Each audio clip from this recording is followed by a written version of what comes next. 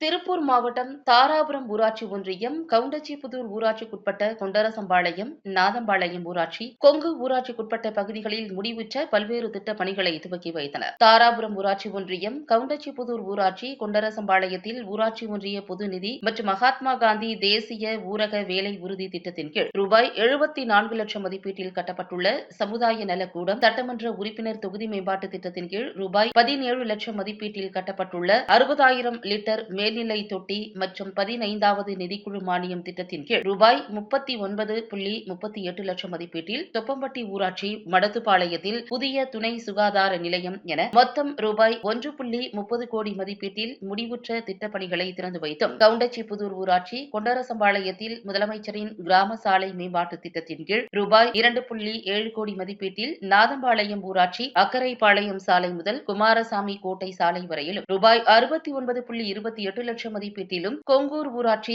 தாசநாயக்கன்பட்டி அப்பனூத்து சாலை முதல் மாவட்ட எல்லை வரையிலும் ரூபாய் 45.97 லட்சம் மதிப்பீட்டில் கொண்டரசம்பாளையம் ஊராட்சி கொண்டரசம்பாளையம் முதல் கொட்டாப்புலிப்பாளையம் வரையிலும் நபார்டு திட்டத்தின் கீழ் ரூபாய் 1.2 கோடி மதிப்பீட்டிலும், நாதம்பாளையம் ஊராட்சி தொட்டிப்பாளையம் முதல் நாதம்பாளையம் வரையிலும் என ரூபாய் 4.24 கோடி மதிப்பீட்டில் சாலை மேம்பாட்டு பணிகளை தமிழ் வளர்ச்சி மற்றும் செய்தித்துறை அமைச்சர் மு. பே. சாமிநாதன் மற்றும் மனிதவள மேலாண்மை துறை அமைச்சர் கயல்விழி செல்வராஜ் ஆகியோர் துவக்கி வைத்தனர். அதனைத் தொடர்ந்து தொப்பம்பட்டி ஊராட்சி மடத்துப்பாளையத்தில் மக்களை தேடி மருத்துவ திட்டத்தின் கீழ் 10 பயனாளிகளுக்கு மருந்து பெட்டகங்களையும், 5 கர்ப்பிணி தாய்மார்களுக்கு ஊட்டச்சத்து நல பெட்டகத்தினையும் வழங்கினார்.